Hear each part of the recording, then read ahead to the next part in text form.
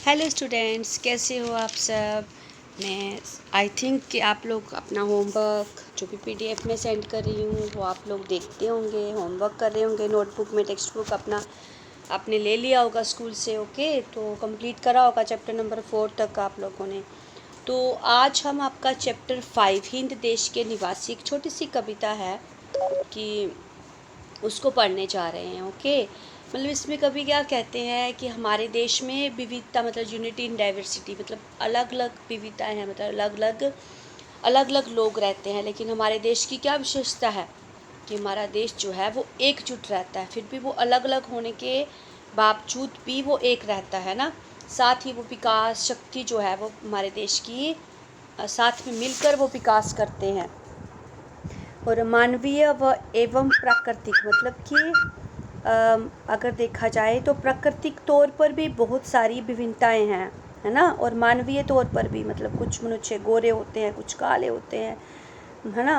और उनकी भाषाएं अलग होती हैं, उनकी जो वेशभूषाएं वो अलग होती हैं। मानवीय जो हम उनकी देखते हैं उनकी विभिन्नताएं, अगर प्राकृतिक तौर पर विभिन्नताएं देखी जाए तो अलग अलग नदियाँ होती हैं, अलग अलग फूल होते हैं, मतलब बहुत सारी उनमें विभिन्नताएं होती हैं, लेकिन फिर भी वो एक सूत्र होते हैं।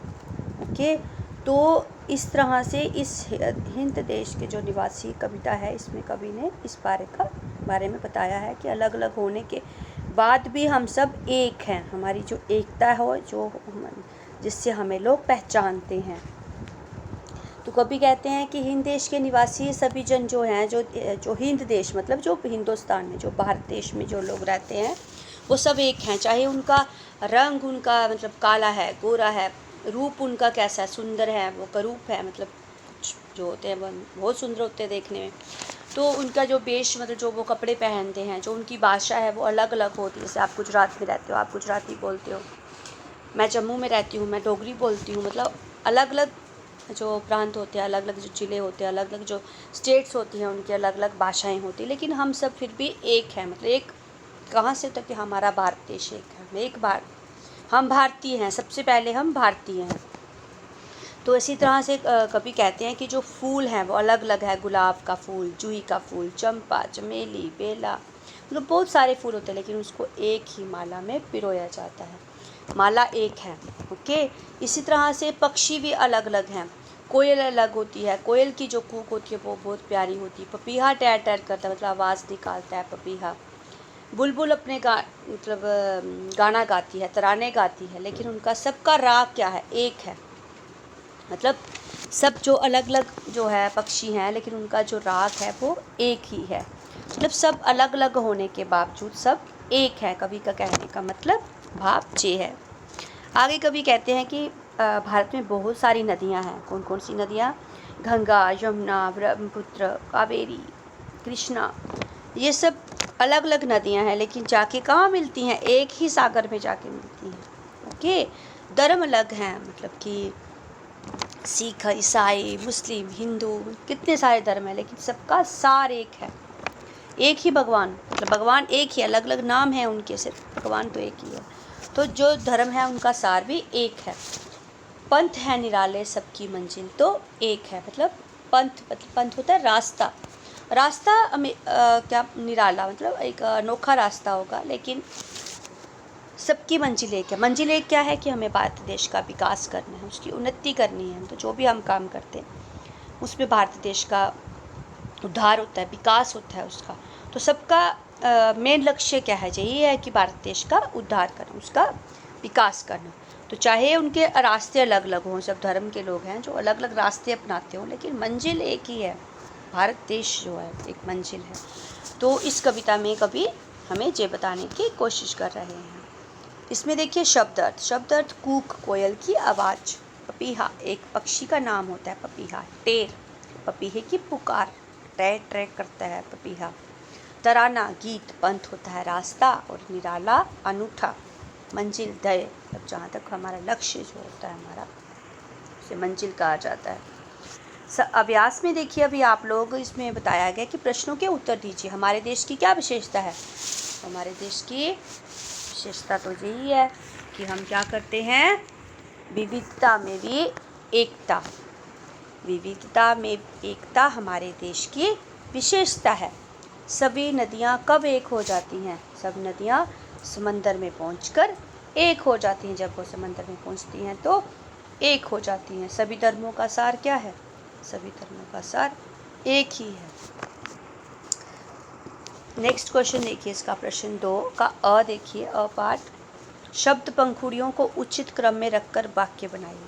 मतलब पंखुड़ियाँ दी गई हैं फूलों की, उसमें अलग अलग शब्द दिए गए, को अब जोड़ के एक वाक्य बनाना है। जैसे निवासी, देश, हम है, के, भारत, तो हम भारत देश के निवासी हैं। नेक्स्ट पंखुड़ियों में क्या दिया गया है? कोयल, आवाज़ होती की मधुर, तो कोयल की आवाज़ मधुर होती है। आगे की पंखुड़ी में क्या दिया गया है? फूलों, हंसते रहना, तरह चाहिए कि हमें फूलों की तरह हंसते रहना चाहिए। वह इसका पार्ट देखिए, गोले में से शब्द चुनकर अर्थपूर्ण वाक्य बनाइए। पहला उसने बना के बताया हुआ है हमें, सोनल पढ़ रहा है, रीनल पढ़ रही है ना।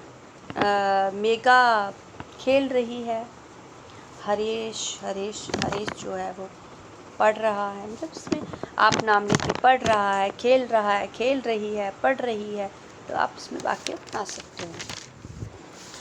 आगे देखियो, काव्य पंक्तियों का भावार्थ समझाइए। एक जो काव्य पंक्ति दी गई थी, इनका जो है वो अर्थ जो है भावार्थ, उसका मतलब कवि के कहने का क्या भाव है वो बताइए। तो हिंद देश के निवासी सभी जन एक है, रंग रूप वेश भाषा चाहे अनेक है। तो मैंने पहले ऑलरेडी आपसे डिस्कस किया, लेकिन फिर मैं आपसे फिर से डिस्कस करती हूँ कि प्रस्तुत काव्य पंक्तियों का भाव ये है कि हम भारत देश के निवासी सभी एक हैं, चाहे हमारे रंग कैसा भी हो, चाहे हमारा रूप अलग अलग हो, है ना, चाहे हम अलग अलग वस्त्र पहनते हैं, चाहे हमारे द्वारा बोली जाने वाली भाषा अलग है, लेकिन परंतु सब कुछ अलग होने के बावजूद भी हम सब एक हैं। हमारे भारत में अनेकता में एकता दिखाई देती है, हमारे भारत देश में। ओके, आगे देखिए, औरत और लड़की के स्थान पर कर्मछा आदमी और लड़का रखकर परिच्छेद फिर से लिखिए। जब आप औरत और लड़की जो है उसके स्थान पर लड़का और आदमी और लड़का लिखेंगे तो उसमें क्या होगा? इसमें तो औरत के लिंग बदल गया, औरत का आदमी, लड़की का लड़का, दोनों का लिंग बदल गया। जब हम इनका लिंग बदल देंगे तो अगर लड़की के लिए हम रही थी लिखेंगे तो लड़के के लिए रहा था लिखेंगे, है ना। तो इसी तरह से इसको हम चेंज करके लिखते हैं। तो क्या होगा? एक मोटा आदमी जा रहा था, मतलब औरत की जगह पे हम लिखेंगे, जैसे औरत जा रही थी तो आदमी जा रहा था, पीछे पीछे एक लड़का चल रहा था। जैसे लड़की चल रही थी हम लिखेंगे लड़का चल रहा था। लड़का छोटा और पतला था, जैसे लड़की छोटी और पतली थी तो वो क्या आएगा? लड़का छोटा और पतला था। तो आदमी, औरत को पता चला तो घूर कर बोली, तो औरत की जगह पे आदमी, आदमी को पता चला तो घूर कर बोला, बोली की जगह क्या आ जाएगा? बोला। ए लड़की, मतलब ए लड़के मेरे पीछे पीछे क्यों चल रहा है? मतलब चल रही थी लड़की, तो लड़के की जगह पे क्या आ जाए? चल रहा है। तो लड़की बोलेपन से बोली, मतलब लड़का जब हम लिखेंगे तो फिर से क्या आ जाएगा? लड़का बोलेपन से बोला, मैं तो केवल शाव के नीचे चल रही थी। तो क्या आ जाएगा इसका? मैं तो केवल शाव के नीचे चल रहा था। समझ में आया आपको? आगे देखिए, स्वाध्याय। हिंदवासियों में कैसी विविधताएं हैं? तो हिंदवासियों में मानवीय और प्राकृतिक विविधताएं हैं। ओके, माला में कौन कौन से फूल एक रूप हुए हैं? तो माला में बेला, गुलाब, जूही, चंपा और चमेली एक रूप हुए हैं। इस कविता में किन नदियों का उल्लेख किया गया है? तो इस कविता में गंगा, यमुना, ब्रह्मपुत्र, कृष्णा और कावेरी नदियों का उल्लेख किया गया है। नदियों से हमें क्या सीख मिलती है? तो नदियों से हमें ये शिक्षा मिलती है क्योंकि नदियाँ जो हमेशा बहती रहती हैं, कभी भी वो बहना बंद नहीं करती। तो नदियाँ हमें निरंतर चलने, कभी ना रुकने और मंजिल तक पहुंचने का संदेश देती हैं। कोष्टक में जो शब्द दिए गए हैं उसमें जो दिए गए हैं उसमें जो सामर्थ्य शब्द जो हैं कुछ हमें दिए गए हैं, उसमें जो सामर्थ्य शब्द नहीं है उसको गोला खींचिए। तो पहला आप देखिए, पंथ, राह, रास्ता और पैर। तो पंथ मतलब जो रास्ता होता है ना, उसको रास्ता, राह। तो इसमें जो शब्द देखिए कि समानार्थ नहीं है, वो कौन सा है? पैर। ऐसे ही नेक्स्ट आप देखिए कुसुम, पुष्प, फूल। तो इसमें जो समानार्थ शब्द जो नहीं है वो कौन सा है? कांटा। आगे इसमें देखिए आम, अनूठा, अनोखा, निराला। इसमें जो समानार्थ शब्द नहीं है वो कौन सा है? आम। और आगे देखिए जन, मनुष्य, मानव और स्त्री। तो इसमें जो शब्द नहीं है वो कौन सा है? स्त्री। ठीक है, तो ये जो चारों शब्द हैं वो समानार्थ नहीं है। तो उन्होंने इसमें कहा गया है कि आपको एक जो समानार्थ शब्द नहीं है उनको आपको गोला करना है उनके ऊपर, और जो समानार्थ शब्द हैं उनको लेकर आपको वाक्य बनाने हैं। ठीक है, तो पहला है पंथ। तो हमें हमेशा सच्चाई के पंथ पर चलना चाहिए। राह, मैं कब से तुम्हारी राह देख रही हूँ, है ना। आगे रास्ता, तो गाँव में जाने के लिए 2 रास्ते हैं। इस तरह से ही कुसुम, तो बाग में तरह तरह के कुसुम हैं। रंग बिरंगे फूल बहुत प्यारे होते हैं। गुलाब का पुष्प कितना प्यारा होता है। मतलब इनको लेके आपने वाक्य बनाने हैं। अनूठा, सच में गांधी जी एक अनूठे इंसान थे। तुम अपनी कक्षा में निराले विद्यार्थी हो, है ना। मेरे पास एक अनोखी पिल्ली है। ऐसे ही यन, मनुष्य, मानव। तो हिंद देश के निवासी सभी जन एक हैं। मनुष्य को हमेशा प्रभु का सिमरन करना चाहिए। आगे मानव, तो पुराने ज़माने में मानव जंगलों में रहता था, है ना। तो इस तरह से हम इसके वाक्य बना सकते हैं। तो इसका PDF आपको मैं सेंड कर दूँगी। तो आज हम यहीं तक रखेंगे। नेक्स्ट हम इसका पार्ट 2 में हम इसके ग्रामर पोर्शन का पढ़ेंगे। इसमें हम पढ़ेंगे सर्वनाम के बारे में। Okay, thank you, have a nice day.